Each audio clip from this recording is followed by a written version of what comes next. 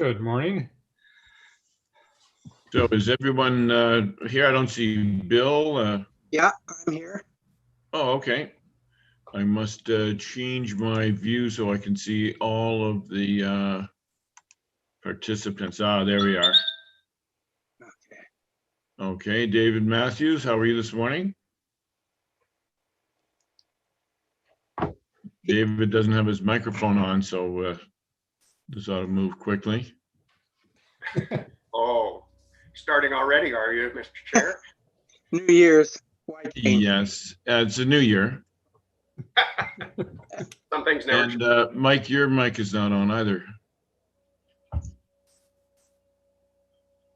Okay, so There we it is 10 a.m. Good morning, everyone, and Happy New Year, and welcome to our Committee of Adjustment meeting for the Township of Georgian Bay for January 15, 2021. This morning there's a public meeting scheduled for 1 consent application and 4 minor variance applications. I would normally go through the procedure, but we're probably going to have to do that for each of the applicants as we're considering them individually. So the short version will be that we'll have a presentation from the planner, township planner. Following that, any correspondence from the Secretary Treasurer, followed by any comments from the applicant or the public. And then the committee will consider the applications and consider a motion to either pass, defeat, or defer. Today, the applications are B20-09 for 2 and 4 Island 320 6 Mile Lake. Minor variances A20-22 for 370 Stewart Lake Road. A20-23 for 220 Whites Falls Road. A20-25 for 80 Hemlock Hill Lane, and A20-26 for 426 Georgian Bay Shore. Are there any declarations of pecuniary interest? Do we hear Tom? Member Caddo, and which applicants are you referring to? Sagi, B2009 Sagi, and A2026 Northie. Okay, thank you. Any other declarations of pecuniary interest? Okay, seeing none, we'll move forward. Next item is the agenda. I have a motion to accept the agenda for the Township of Georgian Bay Committee of Adjustment dated January 15, 2021, moved by Mike Ferguson and seconded by David Matthews. All those in favor? Okay, the motion is carried.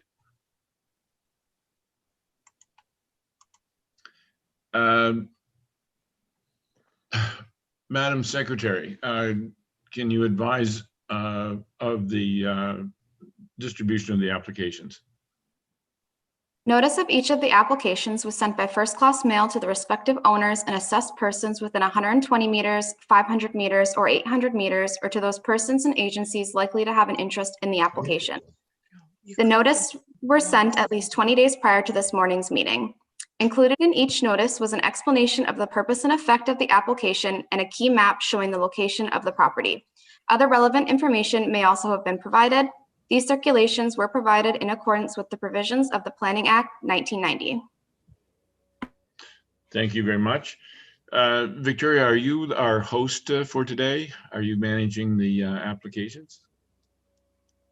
To you, Chair, both Brad and I will be kind of shuffling everybody in and out for committee. So no worries with that. We've got that on the back end. Okay, that's excellent. So then I would ask that we bring forward our first applicant, which is good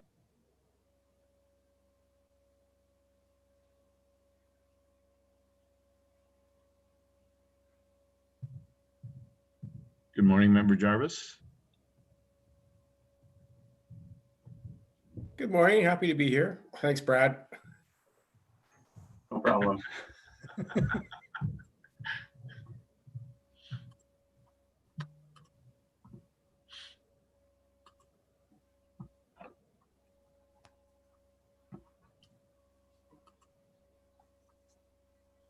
Okay, are we expecting the applicant to join the meeting, or are we proceeding without the applicant? They're here. We're just, Zoom's being a little slow, so it'll just take a second for them to be able Okay. to go.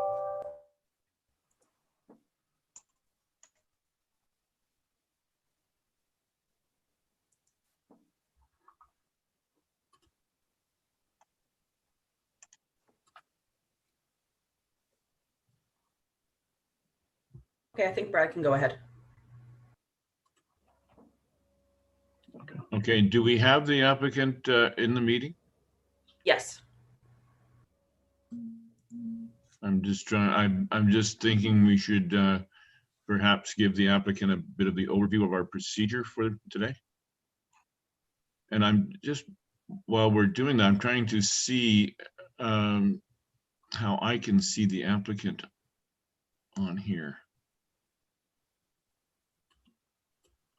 There, I can stop sharing. That might make it easier to see them.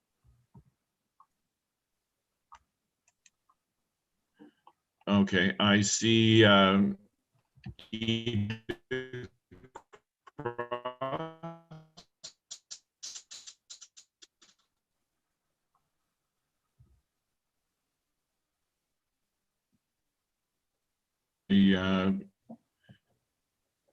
Ms. Cross, can you hear us? Yes, yes, I can. Okay, thank you very much. My name is Tom Hill, and you're in the Committee of Adjustment meeting for January 15th. Just a quick overview as to our procedure for today. First of all, the planner will give us an overview of the application.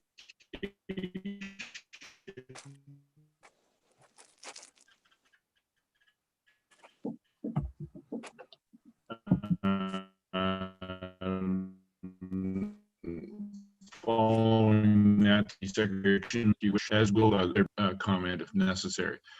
Following that, we'll take the application before the committee and consider a motion to either pass, defeat, or defer the application. With that, I would ask our planner to proceed with an overview of the application.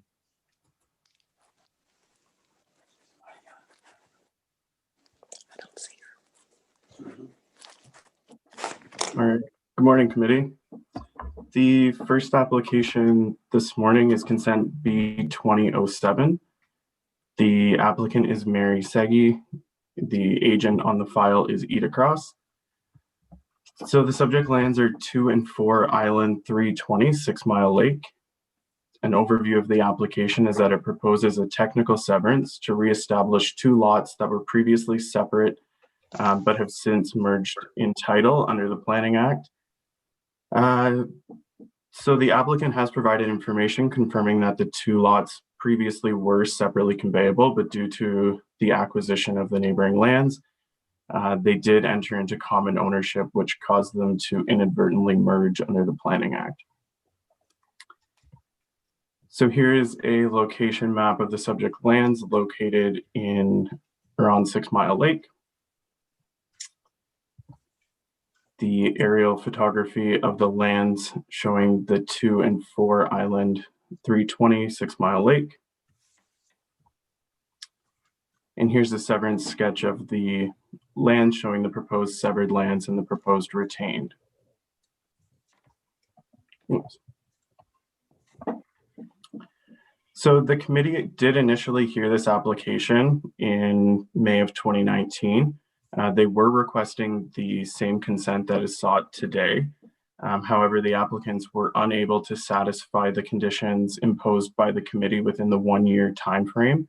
So the provisional approval did lapse. The applicant is now returning to the committee with the same request that was heard with the original application in May 2019. At the time when the original application was heard, a minor variance did accompany the application to address a slight change in the lot boundaries and to address the proposed lot frontages and areas, as well as to recognize the setbacks of the existing structures. So as the same consent is sought, that minor variance that was previously approved is still in effect today and does address and recognize the frontages and areas proposed. Planning staff are of the opinion that the application is consistent with the PPS conforms to the district and township OPs, and maintains the general intent and purpose of the zoning bylaw. So staff are recommending approval of the application subject to the conditions as outlined in the staff report. If you have any questions, Thank I'd you. be happy to answer. Thanks. Thank you, Brad. Madam Secretary, has there been any correspondence in this application? There was one letter of no objection from the District of Muskoka. Okay, thank you. Does the applicant have any comments they would like to add to what our planner has put forward so far? No, nothing to add. Okay, seeing that, and I do see another person in attendance there. Is that a member of the public? No, it's Marie Saggy, and I was having problems with my connection. Okay. Do you So have anything that you'd like to add to the comments of the planner? only that we have retained a contractor, so we should get the septics done this spring or summer, Okay. once the ice gets off the lake. Okay, thank you very much.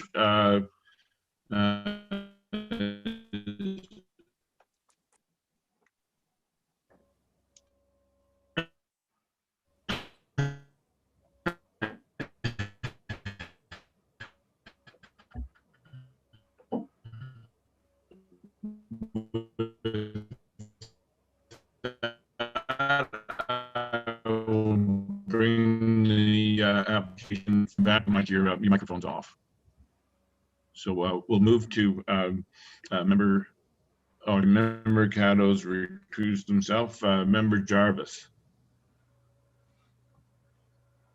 No, I have nothing. So just to recap quickly here, this is something we've already approved. So there's nothing that's changed from the previous approval, correct, Brad? Okay. Through the chair to member Jarvis, that's correct. There's no changes in this application versus what was previously heard. Thank you very much. That's all I needed to know. Thank you. Member.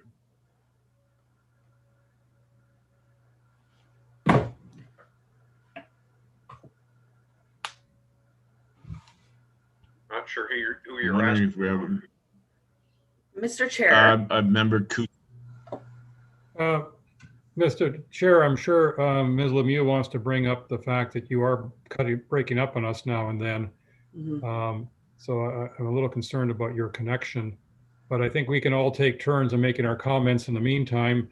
And I don't want to question the Committee of Adjustment of 2019, and I have no objections to this reapplication. So I'm definitely sympathetic to the applicants, because I know what it's like to have to go back after an approval has expired, and it is quite frustrating. I appreciate your patience with the system. Thank you. I have no problem with the application. I'm okay with it.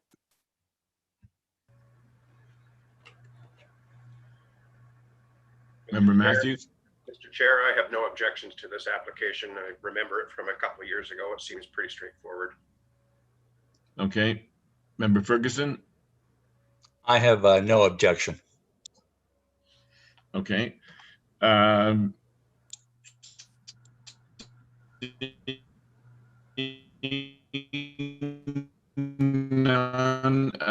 I will Township of Georgian Bay Committee of Adjustment approves the consent application B2009 to permit a technical severance regarding lands located at 2 Island 320 and 4 Island 320, subject to the following.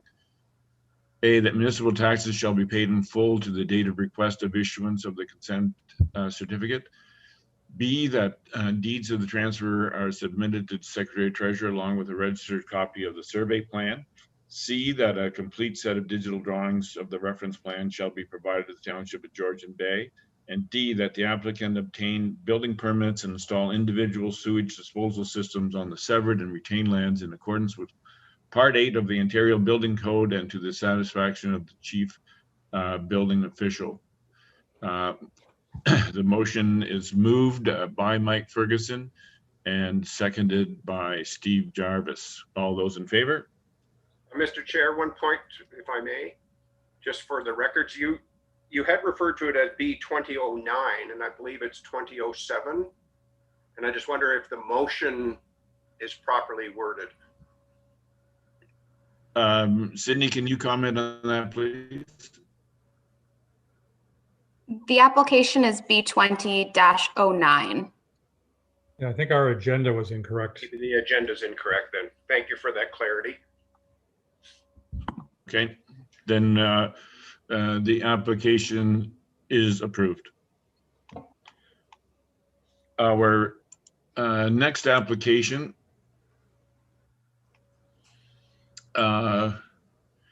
is A20-22 for 370 Stewart Lake Road. To the planner, please. Yes. Can I just pipe in for a second, Mr. Chair? Sorry. Just speaking to what the mayor mentioned earlier, you were lagging quite a bit in there. So I think if it's okay with you, because you'll still be able to see everybody else, maybe when the planner is speaking, if you turn your video off, it might help your internet connection maybe, but you'll still be able to see us, and then maybe turn on your video for the vote. That might just help with connection, that's all. Just a suggestion. Thank you. A great idea, thank you.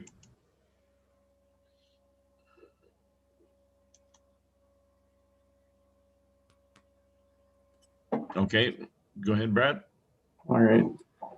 So this application is A20-22 for Mark and Mary Adelson at 370 Stewart Lake Road. The application seeks to permit the expansion of the gross floor area of the non-complying dwelling by constructing a basement. And the applicant is proposing an increase to permit 100% expansion where 70% is permitted. So this is a summary of what the request is. They would be permitted to increase the gross floor area by 70% or 555.8 square feet. They're proposing 100% at 794 square feet, which is an increase of 238.2 square feet or 42.9% beyond what is permitted as of right. This is the location map of the subject lands. They are located at the end of a larger peninsula on Stewart Lake in the north and central region of the lake. The property is well treed, as you can see here in the aerial imagery. And the property owner has retained a majority of the vegetation between the shoreline and the dwelling on the property. So this is the site plan that was provided by the applicant with their application, showing the non-complying setback here. It's about 17.4 meters setback where 20 meters is required. There is a type 1 fish habitat located within 120 meters of the property. It's not located along the shoreline of the subject lands, but it is within 120 meters. So they did submit a fish habitat impact assessment with the application, demonstrating that there would be no negative impacts to the fish habitat subject to the recommendations of that assessment. Staff are recommending a site plan agreement to incorporate those recommendations from the fish habitat assessment. This is the elevation of the proposed dwelling. They're looking to enclose the area underneath the existing dwelling by creating a basement. As it's located entirely within the footprint of the existing dwelling, it's expected that limited vegetation removal would be required. So here's some site photos from when staff did their site visit. You can see the existing dwelling and the area underneath where they're looking to construct the basement, and they're not proposing to change the footprint of this dwelling. This is the view across Stewart Lake. There are no, when staff did their site visit, there are no cottages or dwellings across here that have a direct view of the property. More shoreline view. This is the neighboring dwelling that we spoke to in the staff report that would have a direct view of the property. However, we expect that this mature vegetation would buffer any visual impacts of the proposed development, And also, as it's contained within the footprint of the existing dwelling, we do not expect any impacts. So the applicant did also submit a letter from a septic installer confirming that a adequate size septic system can be accommodated on site to serve the proposed dwelling. There is a significant amount of natural and mature vegetation on the property that will act to minimize any potential impacts. So staff are of the opinion that the subject application conforms to and does not conflict with any of the applicable planning policy documents and meets the 4 tests under the Planning Act. We are recommending approval of the application subject to the conditions as outlined in the staff report. If the committee has any questions, I'd be happy to answer. Thanks. Thank you, Brad. Madam Secretary, is there any correspondence regarding this application? 3 letters of support were received from Andrea Dale, Susan and Brian Van Norman, and Scott Moore. Thank you. Notice the applicant is present in the meeting. I see the name Janet, and I see Mark and Brandon. Are there any additional comments that you would like to make in addition to those that were presented by the planner? We'll start with you, Mark. And your microphone is muted.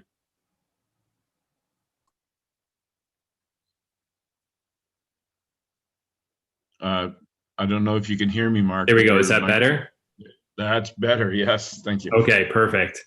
So the area that we're looking to enclose that wasn't included in the original basement enclosure permit is actually 71 feet from the high water mark, according to the survey that we have. Because it's if you're looking at the survey, it's on the top, the north part of the actual dwelling. I got the neighbor that Brad spoke about to the north of me. That is one of the letters of support that I received. That's the Van Normans. And other than that, I felt that I would rather go with the minor variance than actually picking up the cottage and moving it back 5 feet. I thought that moving it back 5 feet would actually impact my neighbors more than just enclosing that one section. Okay, thank you very much. Are there any other comments? I see a name Janet there. Is that a part of the applicant or a member of the public? Hi, I'm the neighbor directly across the street. Okay, and do you have something to add? No, I was just curious as to the process and the details. Okay, thank you. Then if there are no further comments from the applicant or the public, I will close the public section of the meeting and bring the application before the committee for comments. And I think we can, again, as we did on the last one, go in order, and we will begin with Member Demke.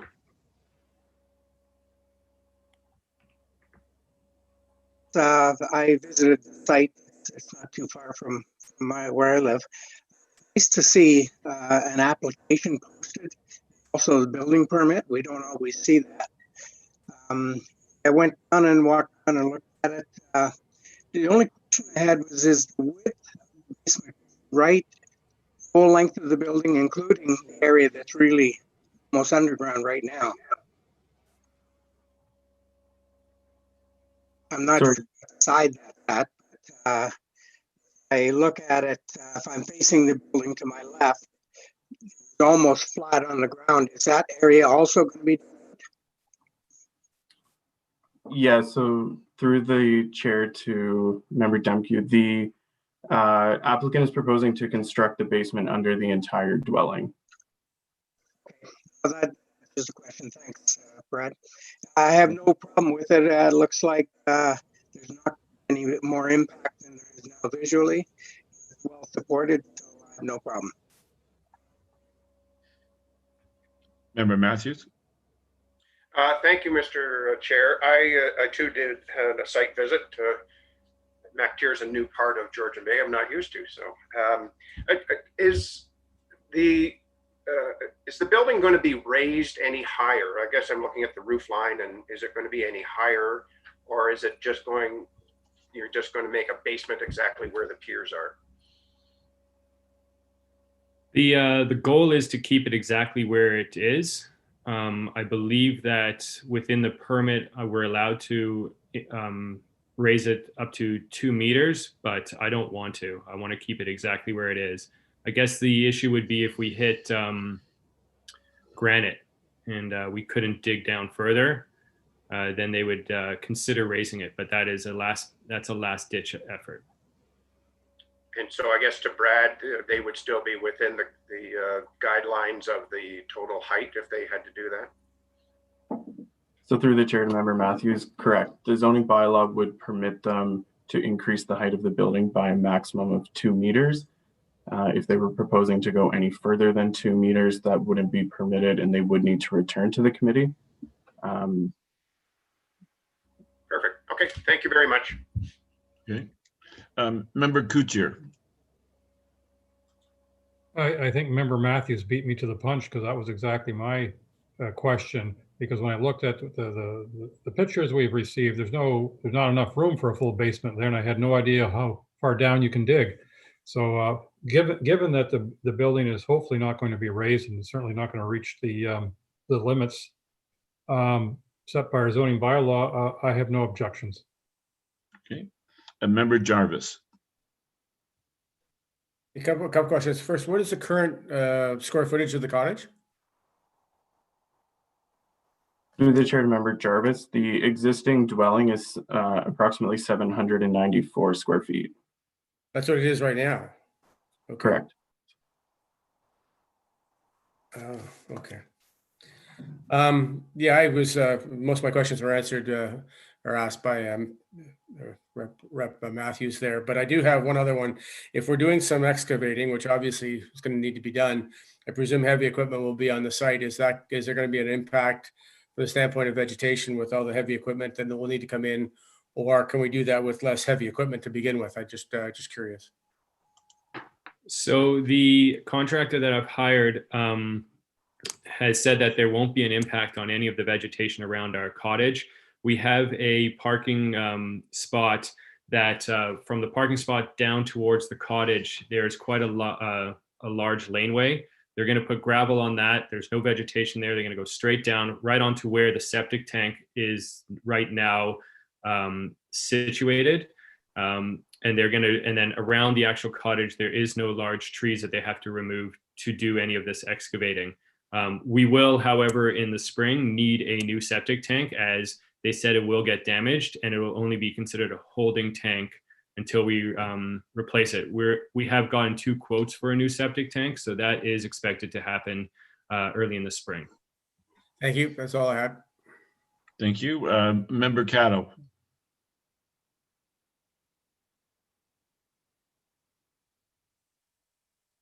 Your microphone, Colin. How am I now? Good. Okay, just a question for myself, to Brad, I guess. The fish habitat study, just to raise a building, is that something they do all the time? I thought fish habitat is if you're building close to the shore or something like that. Or is it any time it's around water, they need a fish habitat study? Yeah, so through the chair, essentially on the other side of that peninsula, there is a small pocket of fish habitat, type 1 fish habitat. Under the township's official plan, anytime that development is proposed within 120 meters of fish habitat, they have to have the assessment done to ensure no negative impacts. I see. Okay, thanks. Yeah, I don't have a problem with this. Thank you. Member Ferguson. I also have no objection. I think that the members have done a great job answering any questions that I had. Okay, thank you. Member Jarvis. I apologize. Something just came to mind after Mr. Cadeau was talking. Brad, if the fish habitat study's been done on property that doesn't belong to this owner, are there other properties that will be affected? This outside of this request, I guess, but will other properties be affected by that fish study? So through the chair, the fish habitat assessment just assessed the proposed development and its impact on the fish habitat. So it doesn't speak to development on any other properties. But the fish habitat's not their property, not off their property, right? It's around the point. Is that, or is that still their property? So the property on the other side of the peninsula is not owned by the applicant. Yeah. It was just, the fish assessment was done to ensure that any impacts from the development proposed with this application would not negatively impact that fish habitat. I understand that, and that's fine, and I can cope with that.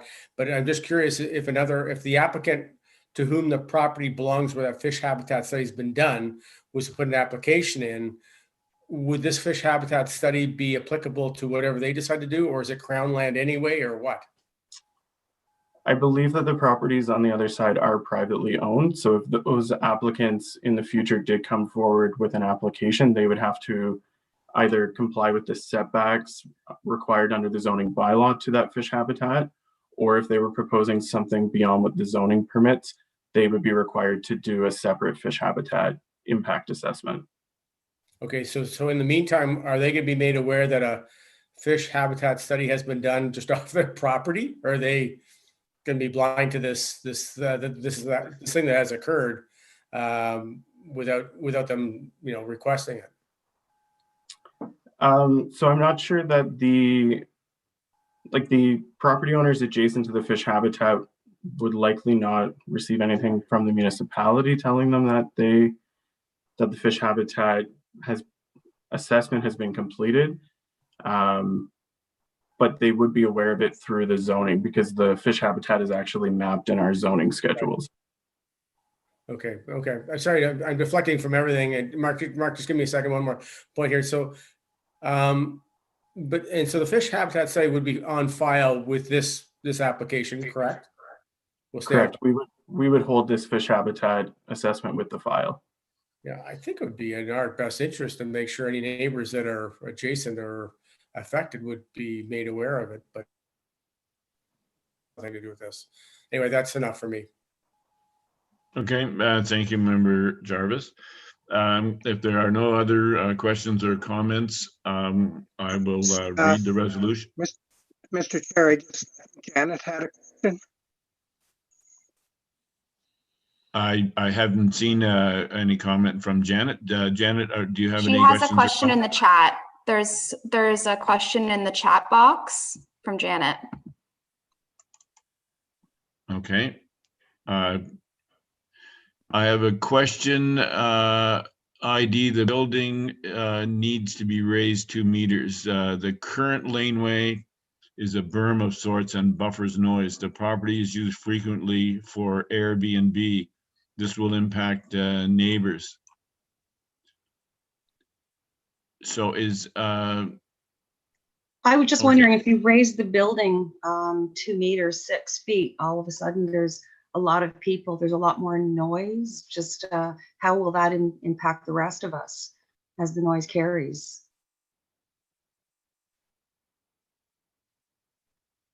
that question is for you, Mark?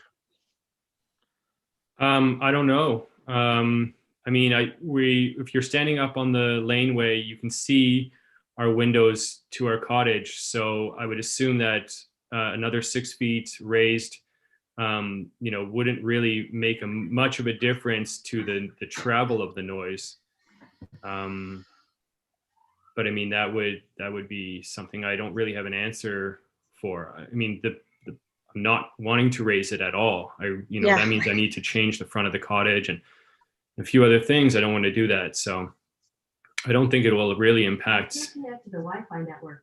You might want to check the connection settings. Sorry about that.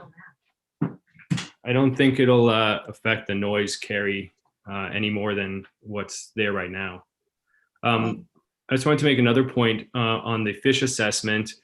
When I sent out a letter of support to all the neighbors, so all the people on the peninsula, they did receive the fish assessment as an attachment. So they are aware, if they read through it, they are aware of where everything is. Okay, thank you very much, Mark. Again, if there are no further questions or comments, I will read the resolution. Be it resolved that the Township of Georgian Bay Committee of Adjustment approves the minor variance application A20-22 to zoning bylaw number 2014-75 for 370 Stewart Lake Road to permit the enlargement of the gross floor area of the existing non-complying shoreline dwelling by 100%, subject to the following. A, that municipal taxes are paid to date. B, and that a site plan control approval application be submitted and approved, and that the site plan agreement be executed, detailing the proposed development, the preservation of vegetation protection areas within the front yard, and implement the recommendation of the fish habitat impact assessment. And C, that approval of this variance is granted and fixed to the subject site plan extent, location, scale, and use contemplated in the application. And D, that approval of this variance expires 3 years from the date of decision if building permits have not been issued for the approved structure. I have this motion approved, moved by Colin Caddo and seconded by Bill Demke. All those in favor? Okay. Thank you. The motion is approved. Thank you very much.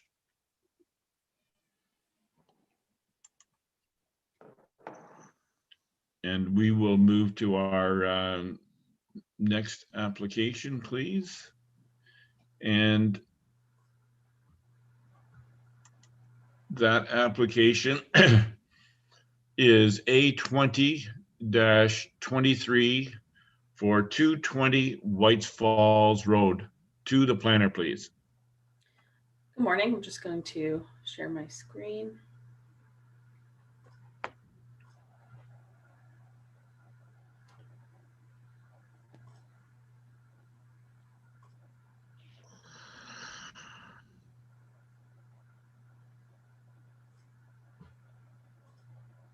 And of course, it's freezing for a sec. There we go. So everyone can see the presentation okay?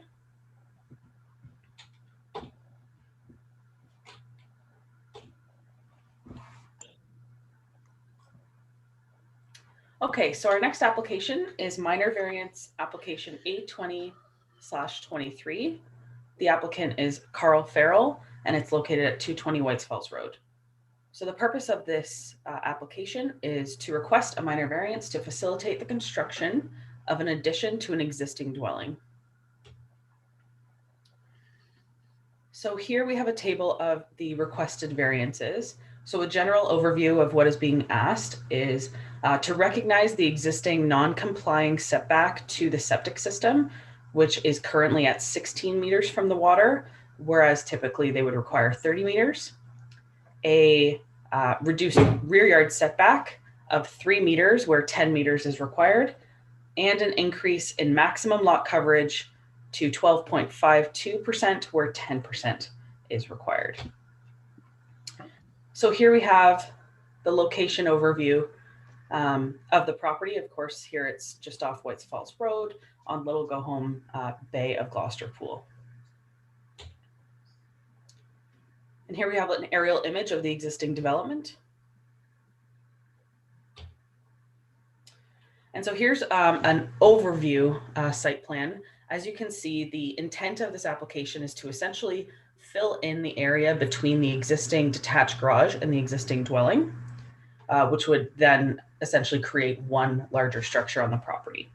And the reason for recognizing the existing septic system setback is to ensure that any proposed expansion to that septic system that would result if this application were to be approved would be able to do so through a straight building permit versus them having to come back for additional approvals in the future.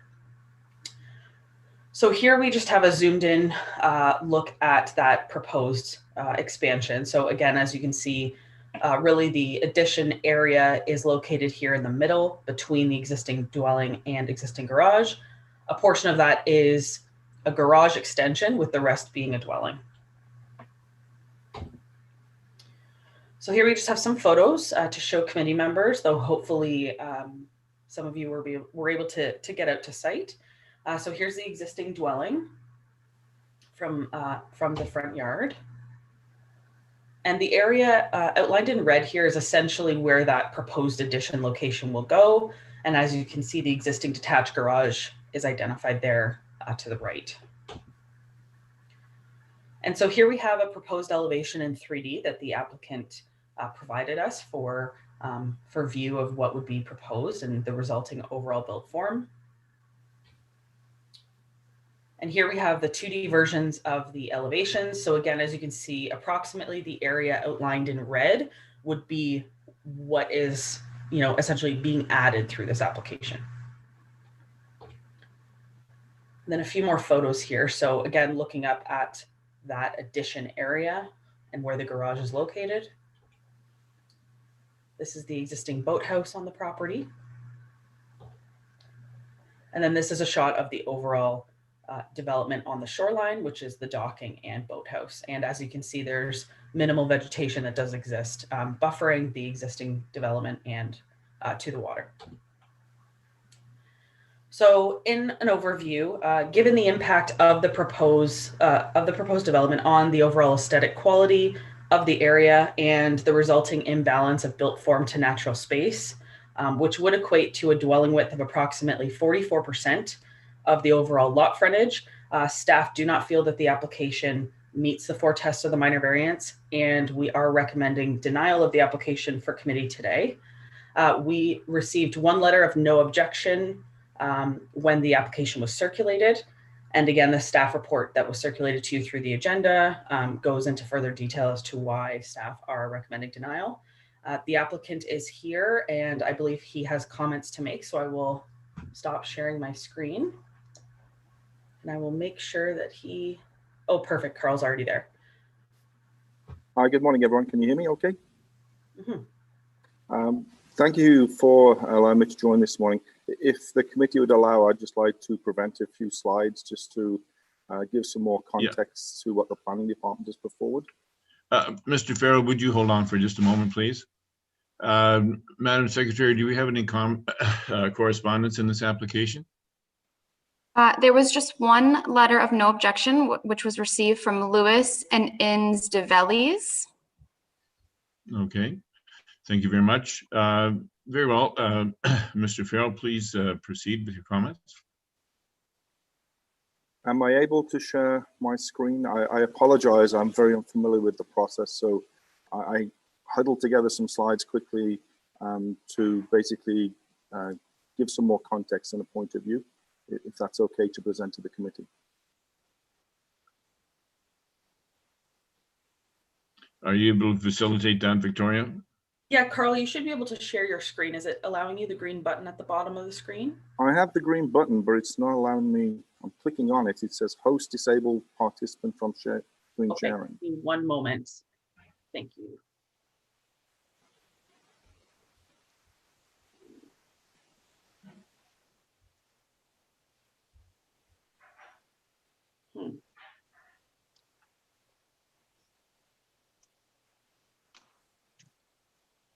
Brad, do you have Carl? Were you able to send Brad your slides by chance? It's not letting me change it. No, I put them in my outbox this morning.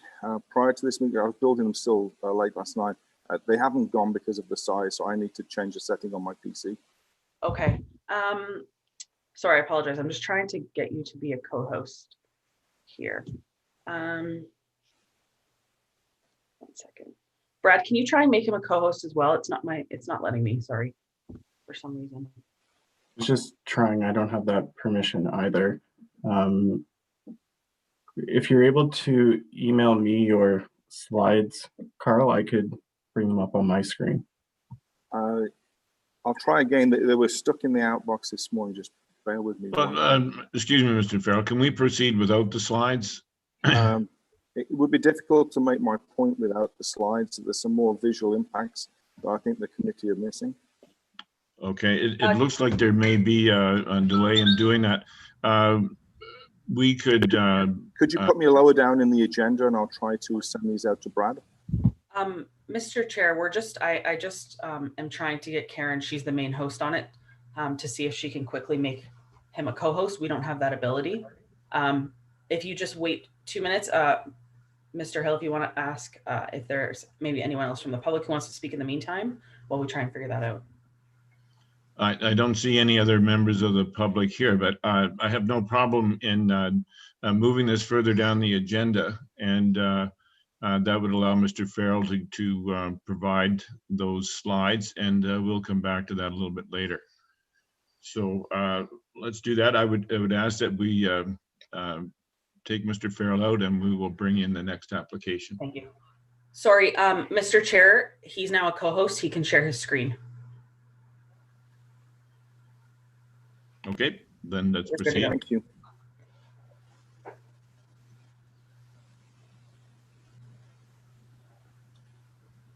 Again, the committee, I'll go through this as quickly as possible. Not understanding the process, I wasn't quite aware of how this worked. Just from my perspective, a little bit of background. I've had the property since 2016. It became my full-time residence in January of last year as I retired and live up here full-time.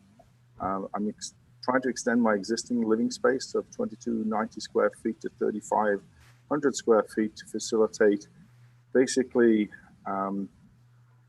hallway and mudroom and office and for the living space. And then in addition, to bring the garage out a little bit to give us some workspace area, as we now have to utilize the garage for wintering our cars. Again, I apologize for my tardiness with the detail here, but I was a little bit unaware of the concerns until a couple of days ago. So I've been scrambling to try and put things together. Just a different view of the property, if you can see that. This is more of an aerial view, so you can see looking down on top of the property, the area I'm asking permission to connect. I won't go through the concerns. I didn't know whether I had to repeat these or not, but I would like to respond to the character response concern. The width of the building is unchanged. It's what I'm asking to do fills in between the two lines of the existing building. So whilst I'm altering the vista a little bit, I'm not defining the width. Either side of the building, as you saw, there were extensive mature coverage. There is tier gardens in front of the building, which unfortunately, if you visited in the winter, you can't see the vegetation there. It's covered by snow at the moment. The property, I believe, is similar to the adjoining neighbor's property and other properties in elevation and style and prominence, and I'll show you that shortly. And there is significant ability from a character perspective to change the vegetation if I'm given more guidance by the township. So I'll try to highlight basically where the vegetation is today, and you can see in front of the vehicle there is an area that I can change dramatically if needed. Existing vegetation in other areas, but there is a central area of grass right in the middle there. So I won't repeat the concern there, but I would like to respond to it. I'm asking for a 2.5% 252 increase above the maximum. I don't believe that's unusual for a property of this style and width.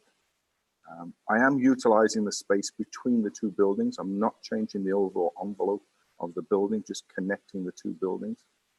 I did believe that the other properties, the other things on the property, the boathouse and docks, were deliberately well centered and well spaced, leaving significant distances between them and the lot lines. And there is between the properties mature vegetation. I think it was mentioned the septic extension is requested only because of the way the calculation thresholds have changed. But there is ample room to put that extension in if the thing is approved. And I believe my density, if I'm looking at other properties and adjacent surrounding properties, it is in line with those properties as well. And again, just to reiterate the point there, you can see the size and scope of the building. The lot lines, this photograph is not the full extent of the property, it's a little bit short of the lot lines. Under the next test, be desirable. Again, I won't go through that, but I will bring up some my thoughts. You know, the vista and the visual impact has already been defined. I'm not defining what sits there, and I read it as if I was kind of defining the vista. I don't believe I am. I'm filling in a 40-foot space between two buildings. Recently, the neighboring property was constructed, and it has a very similar prominence, the way it's built. It's wider than my existing dwelling. my resulting property will be a similar size to the neighboring properties, but the elevation widths and vistas are all very similar to the neighborhood here and all previously defined. And I don't believe I'm misaligning to the vistas or changing the vistas of the area. I do have mature vegetation. It did imply a little bit that it was only in the report that it was just manicured lawns. I think I've just shown you there is vegetation there. Obviously, there is a lawn area centered in front of the property, which was pre-existing when I bought the property.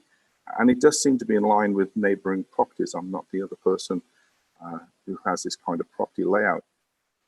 I do believe there's significant potential to put more vegetation in the tiers to address concerns that are being raised. And I'm willing to engage a professional to help in that respect. And again, I wasn't able to put anything forward because of the timeline I've had to respond to this.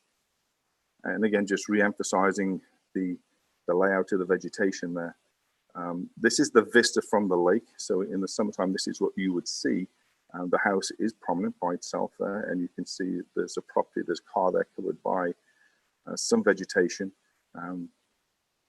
There's more of an aerial view of the area there. You can see continuation along the shoreline. To the left of my property is a constructed building which was put there about 18 months ago. Larger, more prominent, and a similar construct of gardens. And to my right, you can see in all of these properties, you'll see a predominance of grassy area in front of the cottage areas. But I did think that was important for everyone to see. These are the wall gardens or tier gardens in front of the property, which I believe can be altered to provide coverage, as someone can advise me. That's the continuation. I do have some larger trees in that area already. And I went out on the lake just to give the vista today from the lake view coming in, because I think that's where the general concern was. You can see to my left, my property, the neighboring property, size and its vista and prominence and elevation and also width. That property is less than half the size in total area and frontage, I do believe. My lot line actually ends just at the garage. So not the garage, my apologies. The boat slip just there, that's the property width that I have.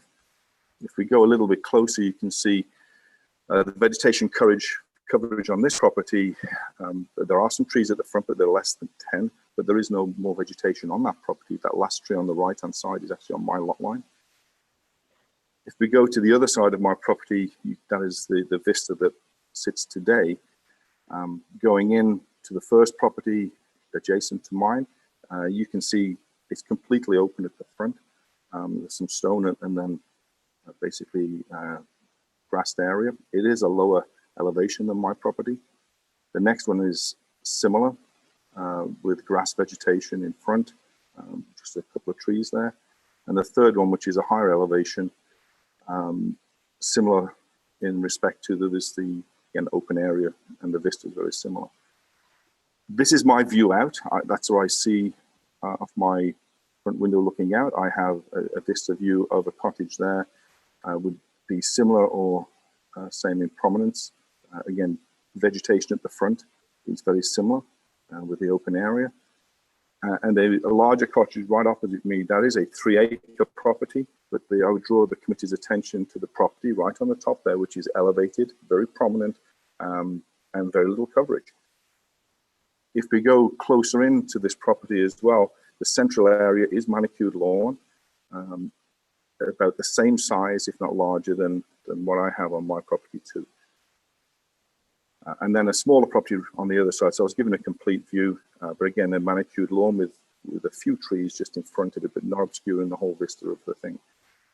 So my contention is my vista is very, very similar to everyone else's that I'm creating. And I know the concern was the lack of mature and natural vegetation and how I would change the view of the area. I would contend that I'm trying to address the concerns, but I am still similar to everyone else. I believe the my apologies, minor variances I'm asking for, the 3 variances, individual are minor and not cumulative and changes that situation. This is a request purely for living space. It's not a rental property. It's not a vacation property. And this is the least disruptive and efficient way I can provide that, by filling in space between two existing buildings. I did validate my proposal with my neighbors adjacent to me and beyond. Asked for critique, they gave me verbal support, and they believe that it was not affecting the character of the area, and would be additive to the area. And I think it was mentioned, one of my neighbors actually, without my request, did submit support. And again, I'll just reiterate that I am willing to work with people and the township to address the concerns. So I've only recently found out about the concerns, so I'm a little bit flat-footed on the response. And that was it. Thank you for allowing me to present some points back to you. Thank you very much, Mr. Farrell. That was a very good overview. Are there any other members of the public that wish to address the committee? I certainly don't see any on screen here. Okay, with that, I will close the public portion of the meeting and bring the the application before the committee for questions or comments. And we will begin those questions with Member Jarvis. Just a point of clarification for Brad. So we're recognizing right now building that is currently is non-complying, correct, with setback, and a septic that is non-complying. Is that correct, or is it just a septic that's non-complying? Or Victoria, sorry. That's okay. Through you, Chair. So the existing dwelling is located beyond the 20 meters. So they are 21.4. So the dwelling is not considered non-complying. It's just that septic is the non-complying, which would be recognized. The dwelling, yeah, in regards to its setback, it's fine. It's just the addition part being proposed just triggers the additional setbacks, i.e. the rear yard and the lot coverage. So when we say rear yard, we mean to the road, correct? That is correct, yes. As of right now, because it's a detached garage, it meets the setback. But once those merge into one, then it's considered a dwelling setback. So that's why it changes. Okay, so that's not a setback from the lake. So really, for the view from the canoe in that context isn't affected, because setback is still pretty good from the lake. That is, not from the road. I mean, the applicant is somewhat correct in that, in my observations, particularly from the one letter of approval we saw, was from the building that was shown in the photographs as being bigger than the applicant's. I sort of decry the size of building that's going on in what I would consider cottage country, particularly our cottage country. I don't see any of these buildings as cottages, but of course that's my opinion. And we got to deal with the facts before us. And I'm going to have a bit of trouble with this one. I'm in agreement with our planner on this, in that if it doesn't meet the requirements, we shouldn't be approving it on the one hand. But do we want to condone what's been going on previously by allowing this to happen, or to continue to happen, I guess, is the question we've all got to face here today. Because you look at the other buildings on that lake, on that area of the lake, that's a little go home, right? Little go home lake or bay or whatever the heck it is. They're all pretty big. I mean, do we deny one person their application because now we're really scrutinizing these things, or do we allow this to go on? I'm up in the air on this at the moment. Thank you.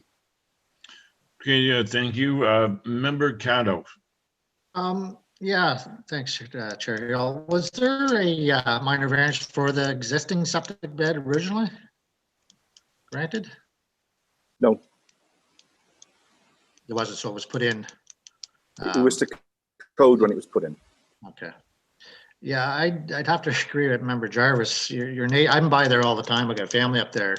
Like your neighbor sticks out like a sore thumb. Let's put it compared to your place, and it's quite the size. It looks like quite a bit larger than what you're asking for, and I'll have to, like I say, I got to think about this one also. Thank you. Member Demke. Was Mr. Farrell, and I guess I have a question for the planner more. Is it When I look at the reason for potentially not, is it more view from the canoe, the vegetation kind of thing? Through you, Chair, I just want to make sure I heard your question correctly, Bill. Were you saying that you were just asking for the planning department's opinion? Was it based more so on vegetation? Is that what you were asking? Okay, great. Sorry, you were cutting in and out. So in general, and I can definitely appreciate the comments made so far today about, we're all well aware of this area and how across the bay it is that Kings Farm Road, types of dwellings, and we're all very familiar with that area and that it does exist. The way that staff reviewed this application is based on, though some of those dwellings are there, the overall intent of the new district official plan, as well as some of the policies in our official plan as well, are trying to steer away from that development continuing to happen. And in this specific case, because the property is a lot shallower and the overall impact of that 44% of dwelling width ratio to overall lot coverage, that's really where staff came up short to being able to justify it. So that was staff's opinions. And of course you heard Mr. Farrell's opinions this morning as well. So hopefully that clarifies. So vegetation was a part of it, but the big thing for us was the imbalance of the built form compared to open space or vegetation, whichever that may be, but more so just the overall impact of the width. Okay, I guess I have to think a little on this because I do both sides. Here's some other. Thank you, Mr. Demkew. Member Ferguson. Well, I agree. This is a very tough decision.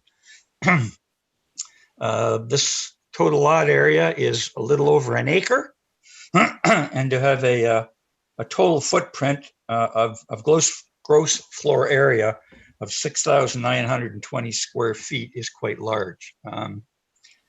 However, on the other hand, it has been presented. There are several other cottages, and Little Go Home Bay is Kings Farm Road is notorious for very large cottages.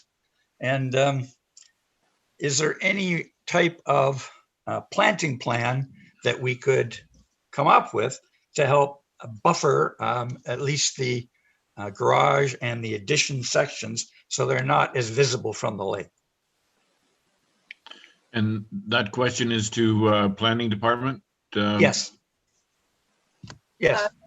Through you, Chair, to Member Ferguson. That's a great point to bring up, and we are lucky that Mr. Farrell is here with us this morning. If committee is relatively on the fence about this application, we could go the option of, staff has provided our opinion on it. However, we obviously are always still willing to work further with applicants. So if committee does decide maybe this is worth a deferral, and we can work with the applicant to get a better understanding of what potential planting could be done and get a better, concrete idea of that before it comes back to committee to make a decision, that is an option as well. So, staff, of course, would be happy to continue to work with Mr. Farrell if that's the choice of committee to defer it.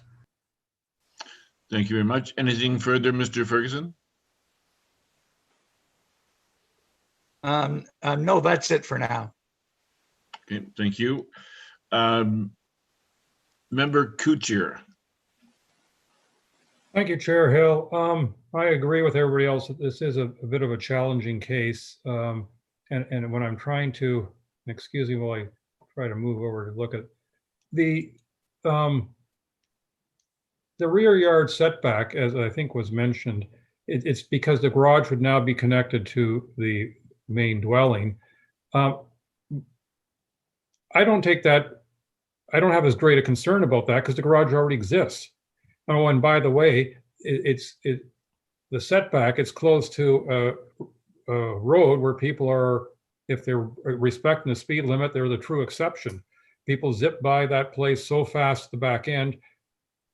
I'm sorry, I'm not worried about the garage being next to the highway. Okay, it's a road, but you drive it like a highway. that doesn't worry me.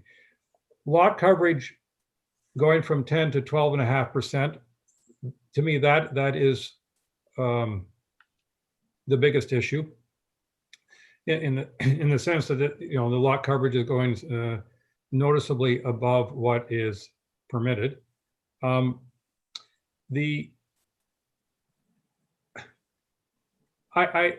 think I would prefer a deferral, and the reason I would prefer a deferral is to look at if there's some ways that this could be at all softened.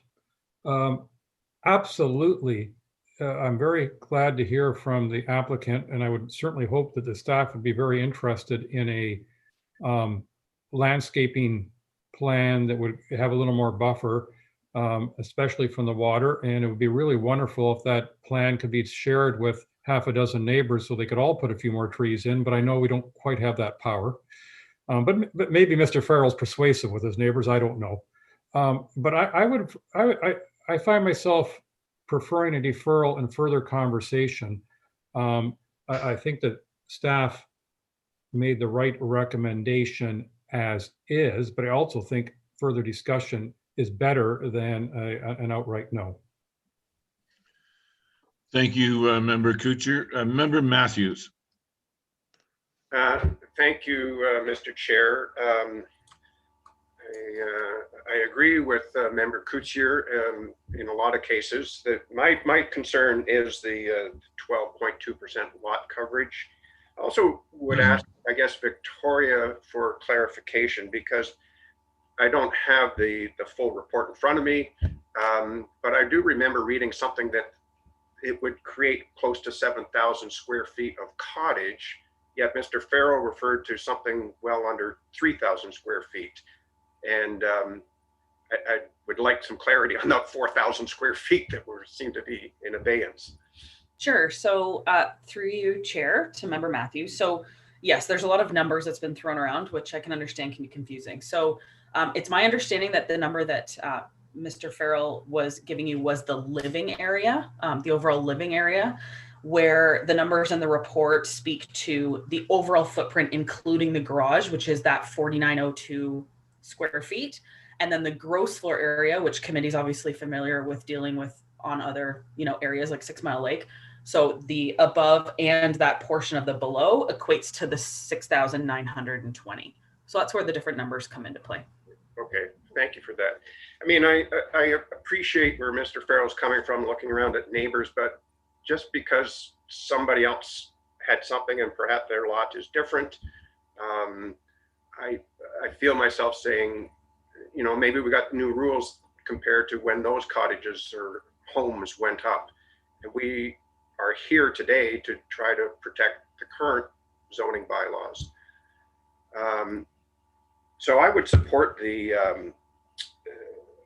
planning department's recommendation. However, I think there's a sense that Mr. Farrell's prepared to work with the township, and I think that's encouraging. So to Victoria's point, I would encourage a deferral at this point and ask Mr. Farrell and the planning department to put their collective heads together and come up with a solution that might suit everybody. Thank you, Member Matthews.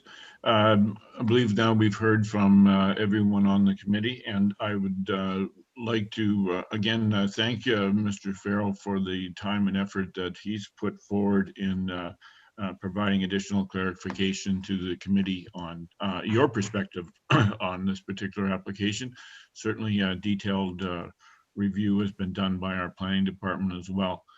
I can sense from the responses to people here that we are in favor of a deferral in order to allow some more communication between the two parties, which I think will result in an outcome that is favorable to the township.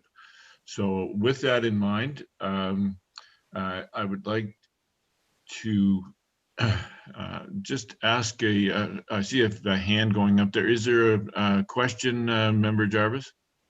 Yeah, just quickly, and maybe this can be part of the deferral, one of the questions that can be answered if we choose to defer, and that is the septic system is currently in place and was put in before setbacks were in place, yada, yada, yada. But is it also grandfathered if a building is to be expanded like this is, or do they have to totally review where their septic is? There's a question we can answer later or whatever. I don't know. I can give some quick feedback now. So through you, Chair, to Member Jarvis.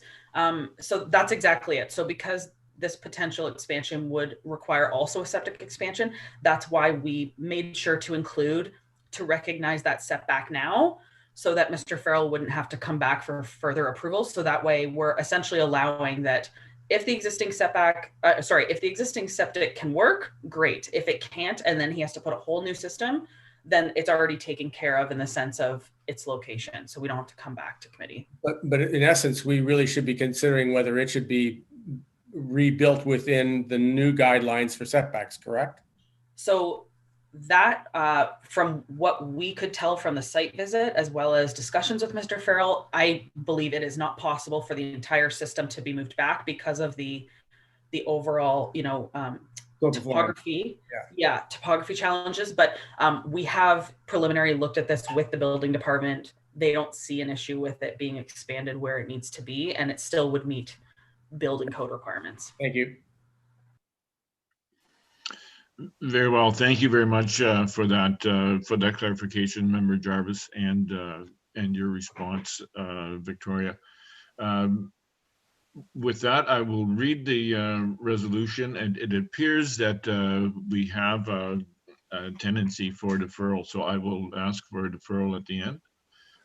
Be it resolved that the Township of Georgian Bay Committee of Adjustment defers the minor variance application A20-23 to zoning bylaw number 2014-75 for 220 White Falls Roads to facilitate the addition of an existing dwelling with a maximum lot coverage of 12.52% and a rear yard setback of 3.0 meters, and the expansion to the existing septic system setback 16.0 meters to the high water mark for the reasons detailed in the Planning Services Report 2021-02.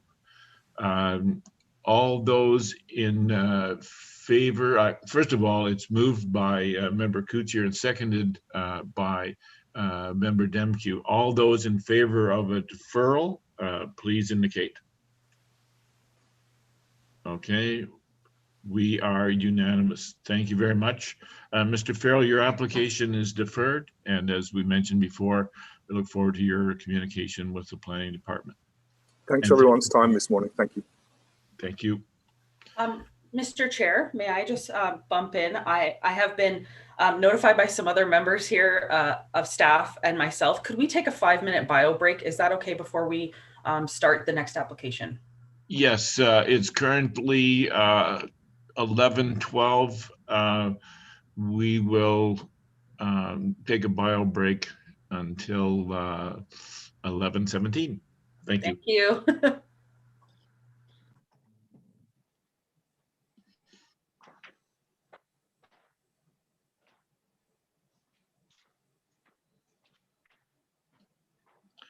Okay, Mike, it's just you and I.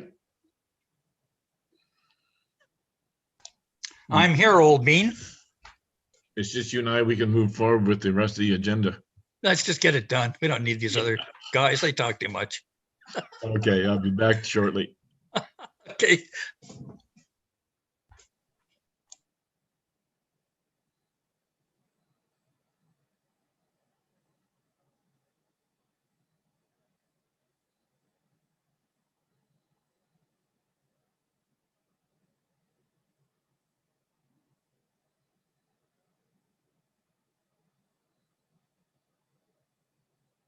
There.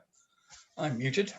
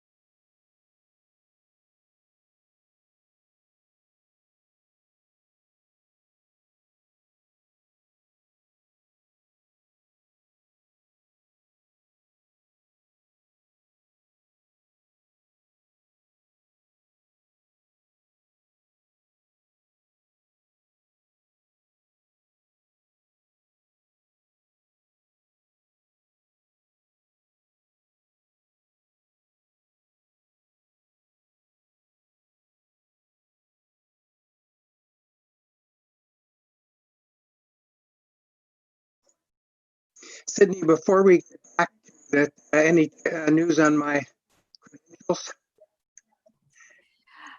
So I did get in contact with the operations department, and because we are all working from home right now, it might take a little bit to get your card remade.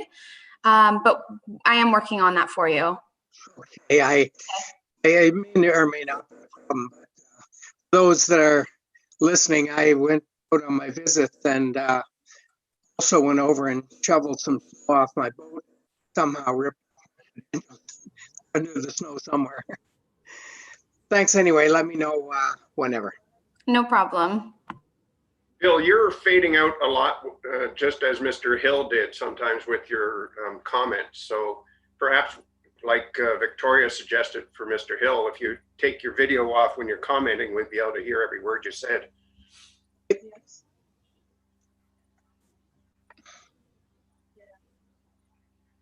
There are 3 dots to the right of where it says mute. Yes, there are. And if you clicked on that, there you can. There you are. Yeah. Stop video. I think your microphone's open. Hi, Norma.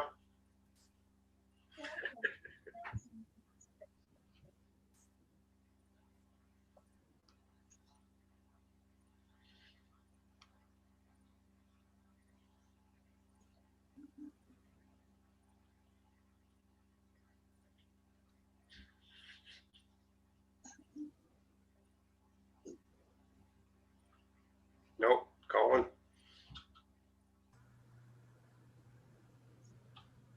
He should come up soon. Just brought him back in. Okay, looks like we are ready to go again. I see, are we waiting for Colin? I'm here. Oh, hang on. Okay, and Brad. I am. I lost my connection. Internet went down for a second. Okay, and Bill? I was just shutting the video off to hear me. Okay, sounds good. All right, then we are back and ready to go again.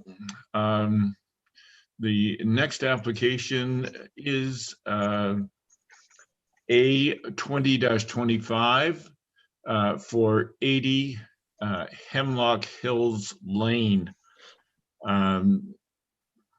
And I just see that we have a new member joining, a couple of new members. There's a Stacy and a Kate. Stacy is the applicant, and Kate. Yes, I'm from Georgian Bay Home and Cottage for John Funston. Okay, and Dudley Paul? Member of the public. Member of the public, okay. Just briefly, I'll explain our procedure for this morning.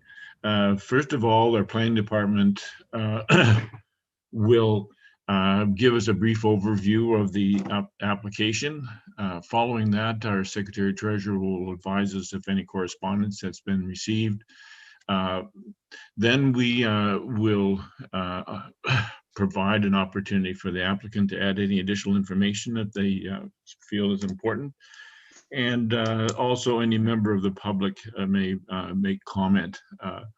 Following the public section, we will bring the application before the committee for an opportunity to decide to either pass, defer, or deny the application.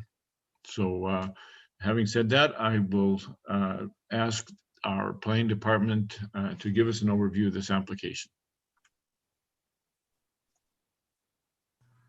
Just going to share my screen again here.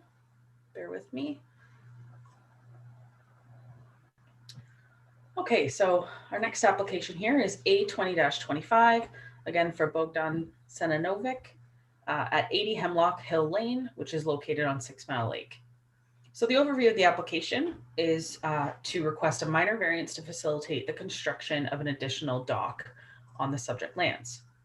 And so the reasoning for the minor variance being required is that the existing development along the shoreline included with the dock that is being proposed equates to a increase in cumulative width of shoreline structures of 20%, where only 15% of total lot coverage is allowed on 6 Mile Lake.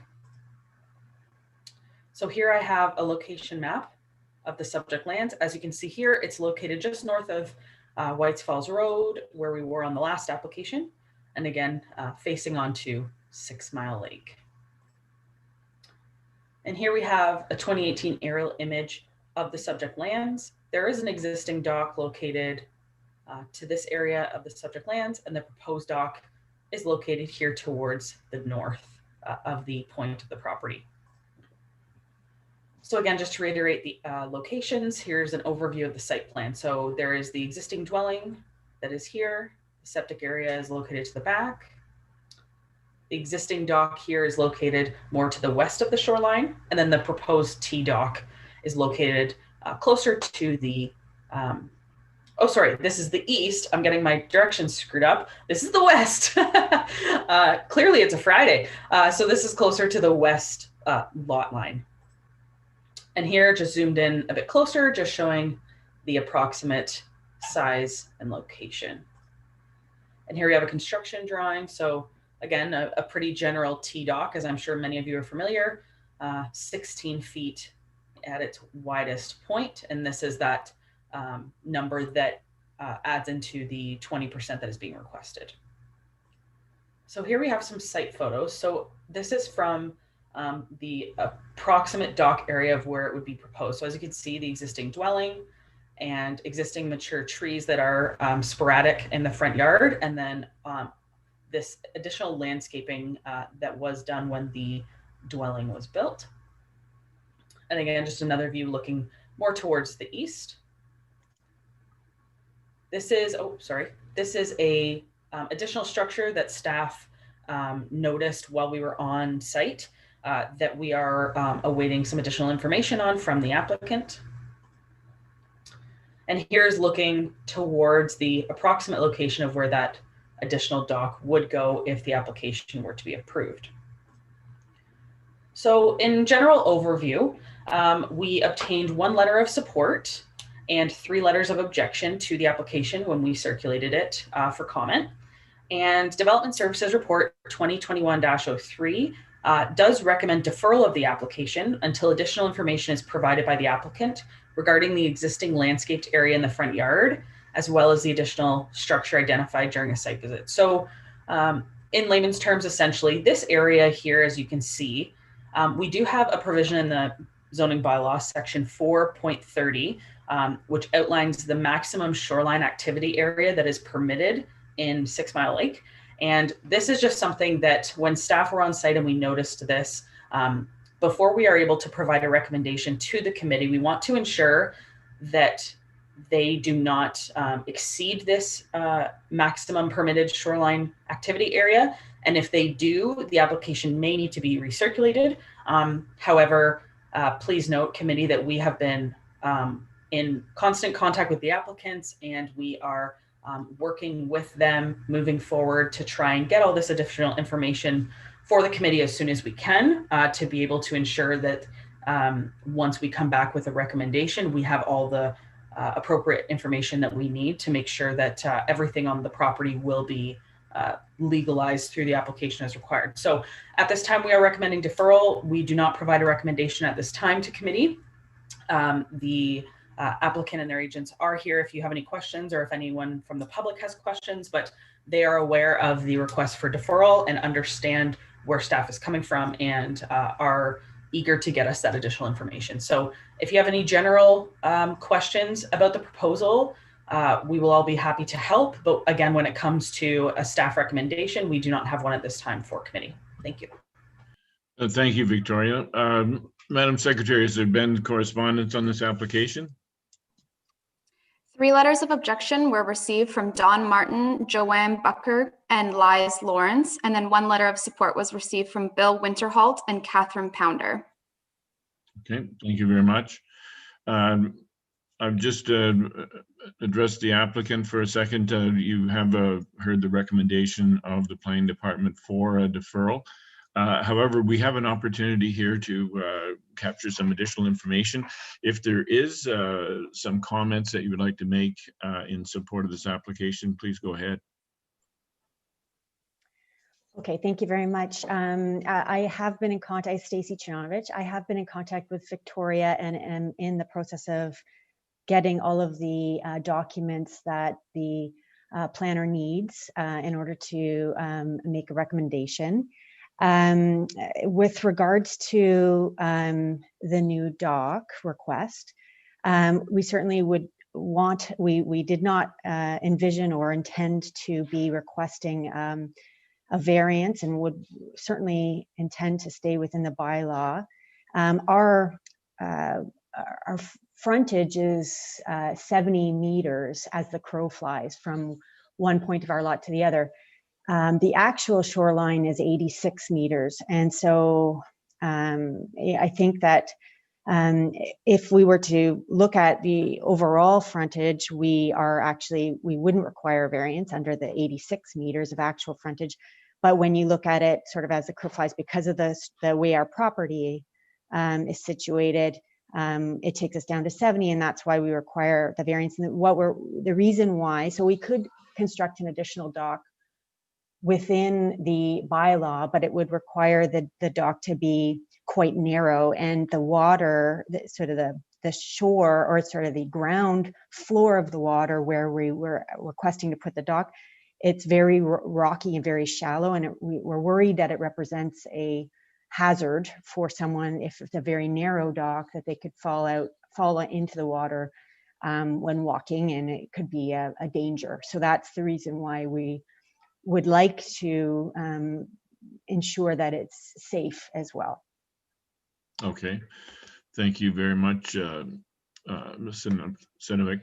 I noticed that there is another member there as well. Is there a member of the public that wishes to make comment on this application?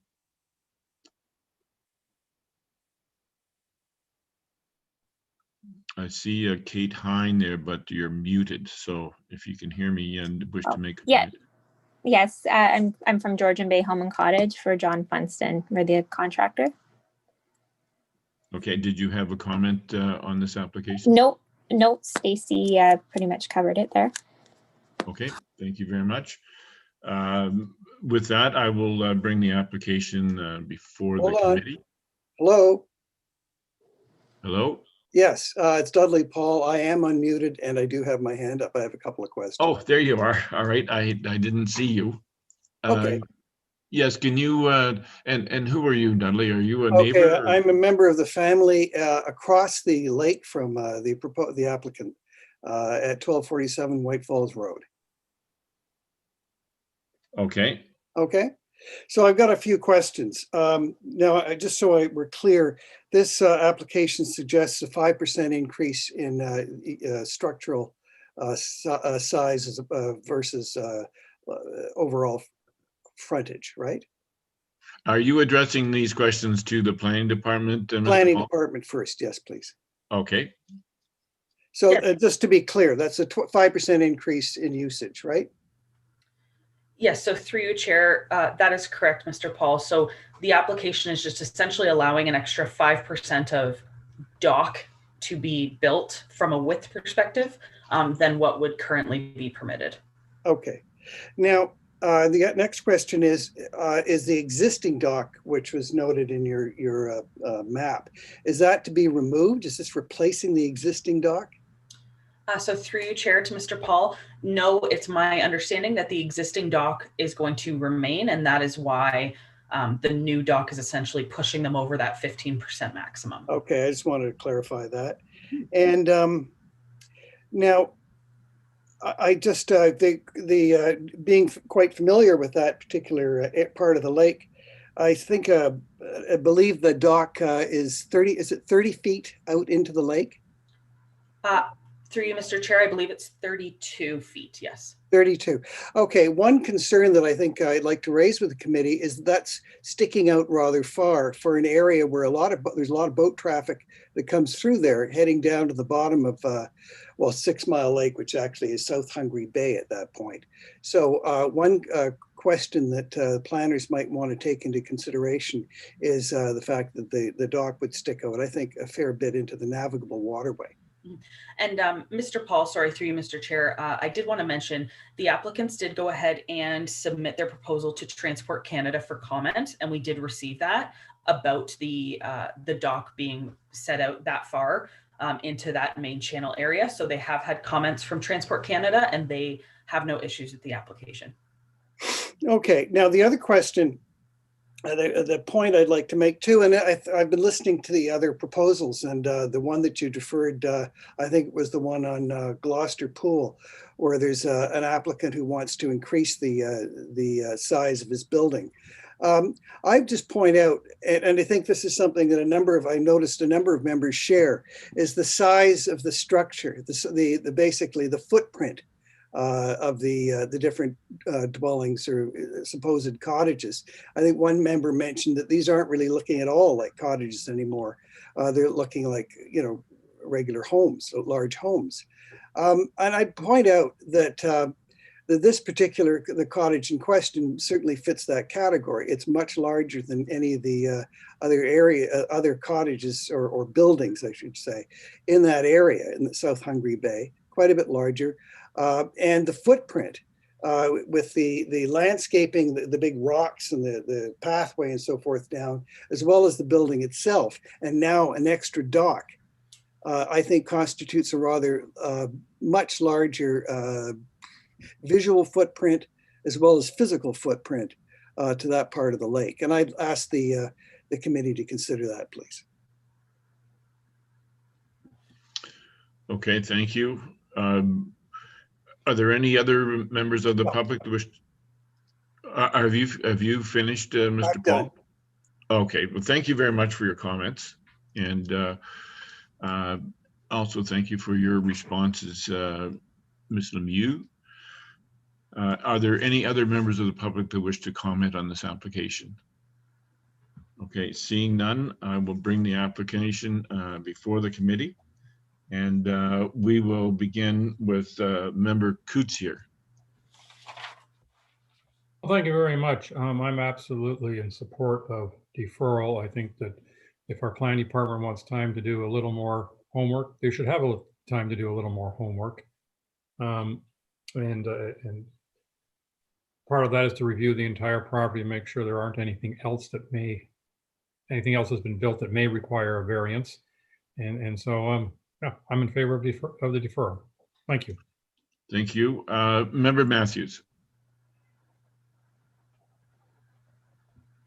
Thank you, Mr. Chair. I too would support deferral. I think the planning department raises some very good points that they need clarity on. I also remember this application from about 5 or 6 years ago when they were building their cottage, and driving in their laneway, it brought back some fond memory, shall we say. So I would support the deferral on this one. I get a general feeling that there is an appetite for deferral here. So rather than going through every member, I would ask for a show of hands of those who are in favor of deferral. Please raise your hand. And I see that we are unanimous in that. So with that, I will read the resolution. Be it resolved that the Township of Georgian Bay Committee of Adjustment defers the minor variance application A20-25 to zoning bylaw number 2014-75 for 80 Hemlock Hills Lane to permit an increased maximum cumulative width of shoreline structures of 20%, where 15% is permitted, to facilitate the construction of a second docking facility pending the submission of details related to the property's compliance with section 4.30 of the zoning bylaw and details relating to the accessory structure omitted from the site plan submitted with the application. And we've already voted. All those are in favor. So this application is deferred. Thank you. And certainly thank you everyone for your input on this.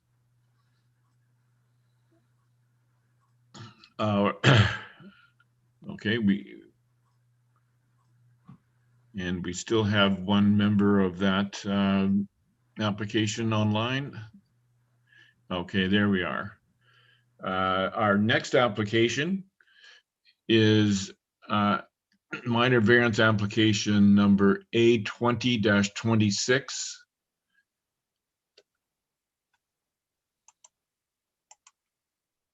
For 426 Georgian Bay Shore.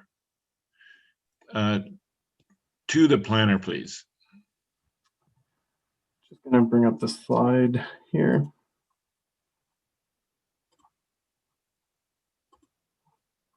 Excuse me, Chair Hill?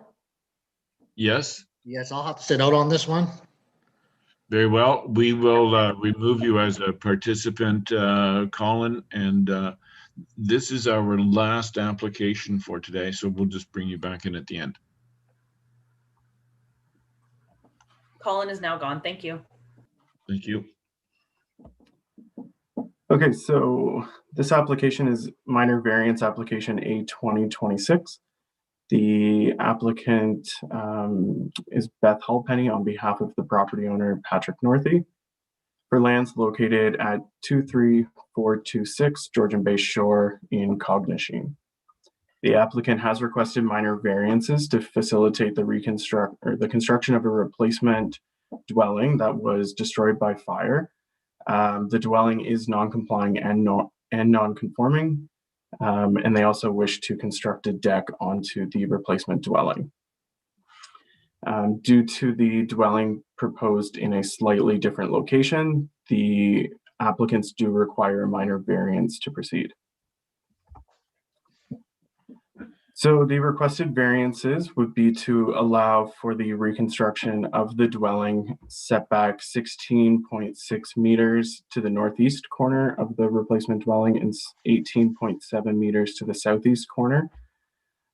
It is a slight reduction from what is permitted under the zoning. However, it is also an increase from what currently exists or what existed before it was destroyed by fire. And the applicants have also requested a variance to permit the reconstruction of the deck onto the dwelling setback 13.6 meters to the high water mark at its closest point. So this is a location map of the subject property located at the mouth of Longuisa Point on Georgian Bay in Cognisheen. The 2018 aerial imagery, you can see the location of the formerly existing dwelling here, as well as the deck and gazebo areas, which are proposed to not be, the gazebo will not be replaced with the application. So this is a small portion of the survey that was provided with the application. You can see the footprint of the destroyed dwelling located here, along with the footprint of the proposed building located here, and its setbacks to the high water mark at 16.6 and 18.7 meters to these corners. So as a result of the fire which destroyed the dwelling in the fall of 2020, a lot of the significant vegetation in this area has been lost due to the fire. So there is some mature vegetation that remains in this area as well as in this area. So the applicants are proposing to kind of nestle the building in between those two pockets of vegetation to minimize any of the visual impacts. The setback to the high water mark is proposed to be increased by 5.5 meters to the high water mark. The height and gross floor area of this replacement dwelling complies with the built form standards established for the Cognisheen community. So we've included some of the elevations of the proposed dwelling here for the committee's reference.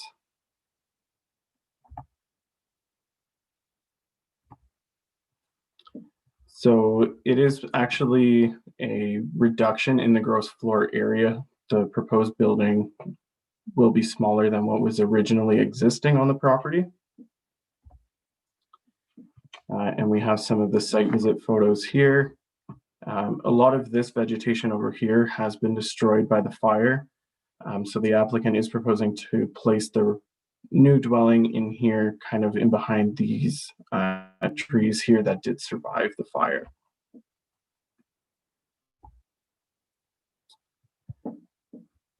So you can see the vegetation that's been lost here. This is the location of the destroyed dwelling, which was in this area, and the new dwelling will be, it's kind of in this area here.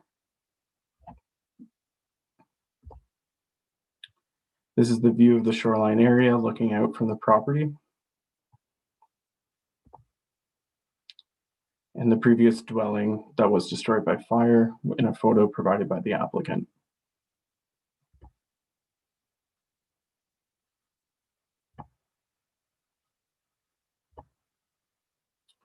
So this is the area of the proposed dwelling. The back wall here is shown with the white line on the ground.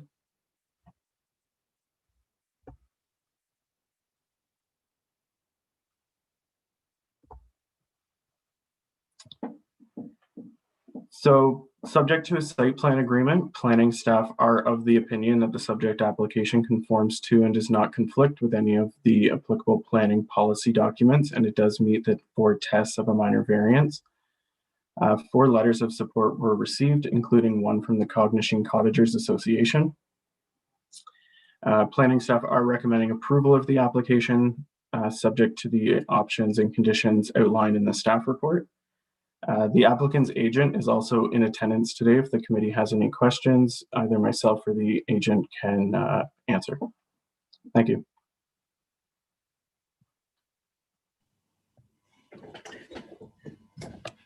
Through you, Mr. Chair, if this is my opportunity to say a few words. And I am unmuted. And if you would permit me to share, let's see if I can do this. Host disabled participant screen sharing. Wonder if staff could let me in. Okay, sorry about that. I had a problem with my microphone there. Prior to that, I'll just be a moment, Ms. Halpenny. Madam Secretary, do we have any correspondence on this application? 5 letters of support were received from Lindsay Ryan, Honor McLacken, Patty McLeish, Kim Hume, and Bill Sayers on behalf of the Cognishing Cottagers Association. Okay, thank you very much. And again, for the benefit of those who are from the public joining the meeting today, our procedure is that we've heard the description of the application from our planning department, and we will entertain correspondence or communication from the applicant or their representative, as well as members of the public. And following that, we will bring the application before the committee, and we will accept a motion to either pass, defeat, or defer the application. So having said that, thank you very much for your indulgence, Ms. Halpenny. So please proceed with your presentation. Thank you very much, Mr. Chair, and I will bring up this if I may. First of all, I just wanted to say thank you very much for staff and certainly for your positive recommendation in the report, but particularly for your agreeing to come out and see this site in November, knowing that things were happening rapidly after the fire to make sure that the Northies could rebuild next summer. So I thank you for taking the time to come out to site before anything was actually filed. And for all members of committee, when staff did come out on site, at that point, the site had been cleared. And you'll see there's some other photos that I've included about the existing cottage. And I think they're relevant, certainly for the discussion. And I also want to thank members Matthews and Jarvis, because on their closing weekends, I asked them if they would come and take a look, because there's nothing worse than a member of a committee, and even staff for that matter, trying to review an application and not understanding the context, because every site is unique, as you know. So Brad has done a very good job of discussing what it is we were asking for here. You will note that there was an adjustment to the minimum setbacks required, and that was a function of our waiting for the survey to confirm it. So the numbers that Brad has put in his report subsequently are survey dimensions. And please pass my thanks on to member Cadeau, which is the reason he's declined to be part of this today, because he made it possible for us to have this survey and be on this agenda. I think this is a fairly straightforward application in terms of what we're asking for, but it is, I have to say, very unique that we're even asking for a minor variance in this case, because in an unfortunate situation such as the Northies were faced with here, with their cottage being destroyed, normally you would be able to build in situ because those locations are grandfathered. And in a case of illegal non-complying structure, which this was because it didn't meet before the fire, the 20-meter setbacks, under the legal non-complying policies for expansions, he actually could have expanded it quite considerably, as you likely all know. So the uniqueness was this here is that the bylaws never would have anticipated that if a structure is destroyed by fire, that you're not replacing it in the current location. And I think what the Northies have wanted to do here is relocate it in a better location. So I'm going to show you a couple pictures of the existing cottage before, well, this was before it was torn down. And this was the state that members Jarvis and Matthews saw it in. So as you can see, we'll enlarge it a little bit. They had a ramp going up from the dock and 14 risers up to the back deck in this location.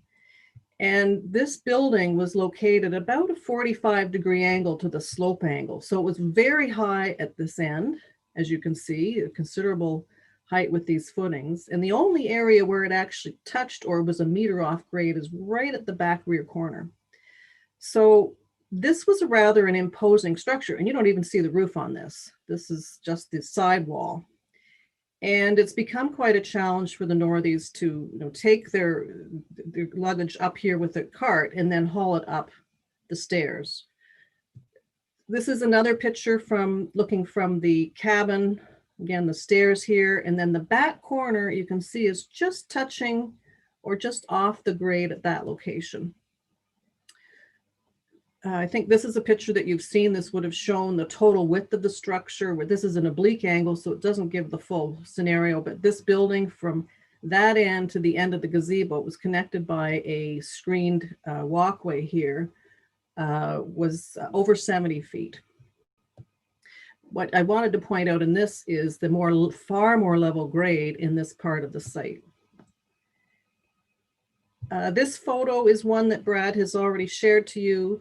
And this shows why I included this in my submission is this is the corner pin, the southwest corner. And the building went up and across. So it just helps to demonstrate the height again. This is another view looking up. The cottage footprint was in this location. What we want to do is move it to a more level grade. So as Brad pointed out, this is the rear wall. The front corner is over here, and then it goes over in this direction to the west. And the biggest advantage by moving this over is the extreme southwest corner, which is over here, it is going to be above grade, but it's not nearly going to be as elevated as the old cottage. So the height of the building will be the same, but the building height calculation will be substantially reduced, in fact.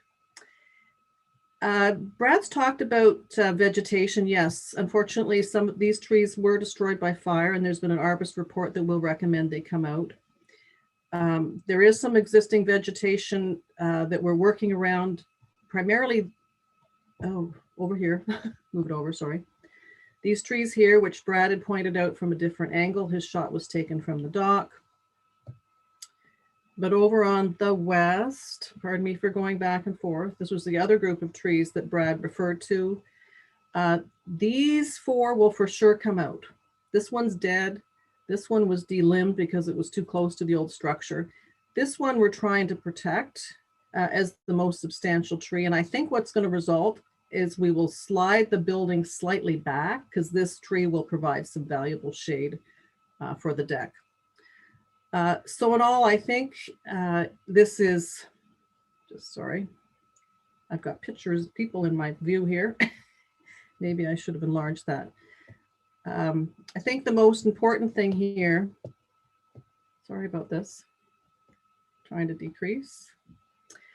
Brad has looked at this, or staff has looked at this, pardon me, as it relates to a variance from the minimum setbacks required. But I think it's important to consider that we're actually increasing the setback. We're increasing it, the setback for the building. We're reducing GFA, which was pointed out. We're reducing the overall width, and I think overall a net improvement. And I trust the committee believes that there's valid reason to support this. And I know Mr. Northey is on the call. He may wish to say a couple of words. If I could perhaps firstly say thank you. And Pat, if you would like to say anything, that would be helpful.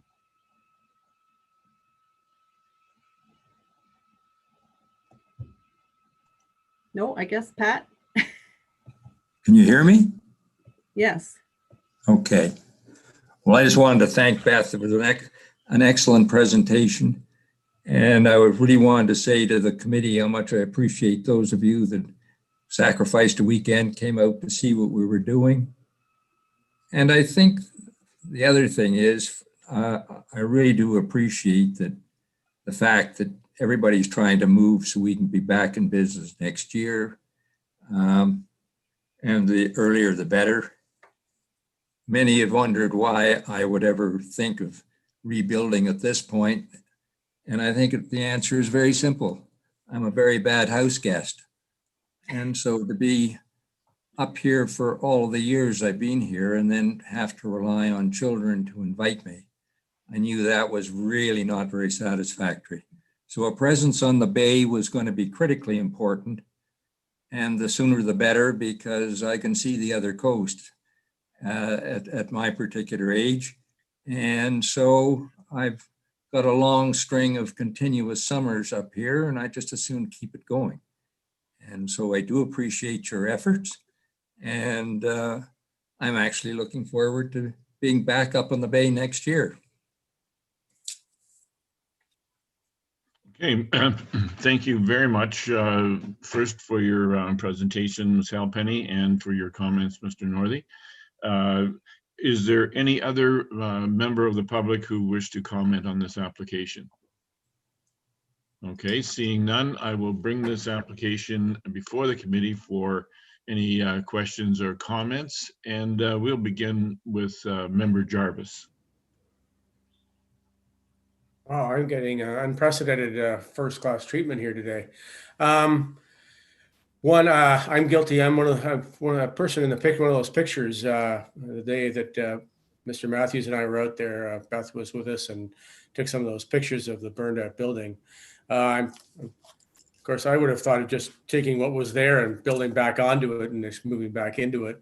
But I certainly appreciate the Northey situation. And when we were looking at the site, it was very evident to us, as Ms. Halpenny has stated, is that the cottage as it was constructed was significantly higher off the ground and quite imposing in that context.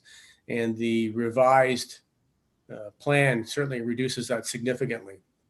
What also difficult to see from the pictures is how high off the water that piece of land is. And therefore, as we noted in other previous application, it's the distance as the crow flies to the water. But if it was walking distance, I think they'd probably be well within the parameters of setbacks. Not that that matters too much. I'm really happy with the fact that the Northey's going to be able to come back up onto the bay. I am very envious they found somebody to build something for them when it's taken me 2 years to even find a contractor to do an addition on my cottage, which has nothing to do with this, of course. But I am in full support of this application. Thank you, Member Jarvis. Member Matthews. Thank you, Mr. Chair. I would sort of echo Member Jarvis's comments, but first I would just like to extend my, I guess, sympathy to the Northey family. I don't know if anybody's ever experienced the devastation of a fire, but it was quite moving, and I'm just glad that nobody was hurt in this ordeal, and that the township fire department was at least able to save a foundation. I think more than anything, too, Stephen did touch on it, but if you drew a perpendicular line from the water's edge straight up, particularly on the east shore, you'd probably have to go up 40 feet to get to the level where they're going to be building the cottage. So this setback of just under 18 meters instead of 20 almost seems a little bit irrelevant, because the view from the canoe, nobody's even going to see it. I think it will be a net improvement for everybody. And I would 100% support this application. Thank you, Member Matthews. Member Coutier. Thank you. Given Mr. Northy's respect for the Bay and all that he's done for it over the decades, as soon as I saw the name, I knew there wouldn't be anything offensive by the application, because Mr. Northy just wouldn't do that. And certainly what he's doing here, I support 100%. I also don't want to imagine what it'd be like to have a cottage burned down. And I greatly appreciate that the sooner Mr. Northy can enjoy his own place on the Bay again, the better. So I 100% behind this. Thank you, Member Coutier. Member Ferguson. I'm in full agreement with the remarks by members Jarvis, Matthews, and the mayor that they've done an excellent job, I believe, reworking these plans and putting it where they can have some shade, lower it down, which it makes it much more convenient for the Northies. So a great job, and I am full agreement. Thank you, Member Ferguson. Member Demkew.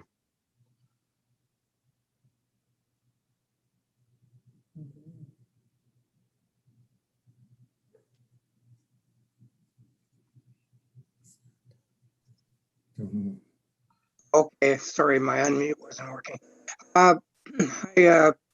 It's nice to see an application that reason. They try everything, respect boundaries. Actually, nice to see increased setbacks instead of that are taking up more. So, all the comments of job done, no problem at all.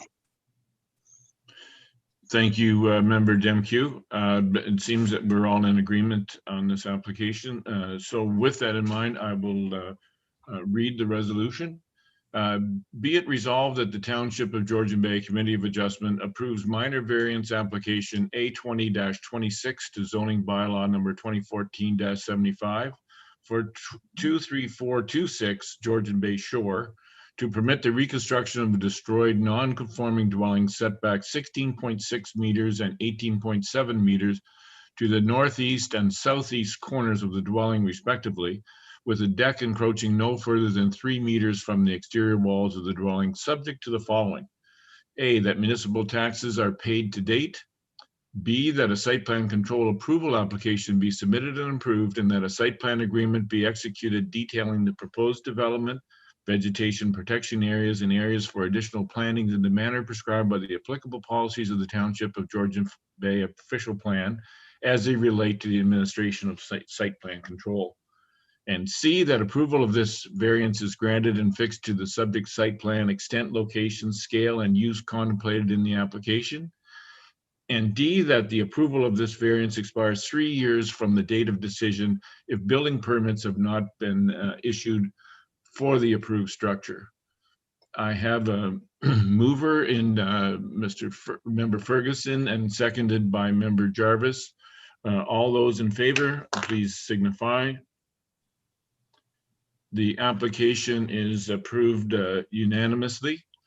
Thank you very much, Mr. Northy and Ms. Halpenny, for your presentation today. The application is approved.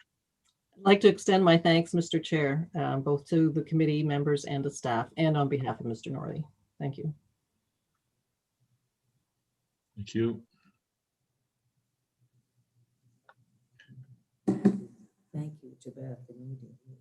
Okay, and we will, I guess when these members are, when these participants are removed,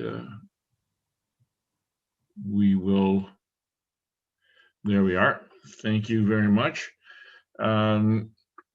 The last item on the agenda is the or the second last is the approval of minutes from November 13th. Be it resolved that the Township of Georgian Bay Committee of Adjustment approves the minutes of November 13, 2020 as amended and circulated. I have a mover in Member Matthews, seconded by Member Demke. All those in favor? The minutes are thus approved. And then our final resolution, be it resolved that the Township of Georgian Bay Committee of Adjustment does now adjourn at 12:02 p.m. until February 12th, 2021 at 10 a.m. or at the call of the chair. I have it moved by Member Kuchar and seconded by Member Demke. All those in favor?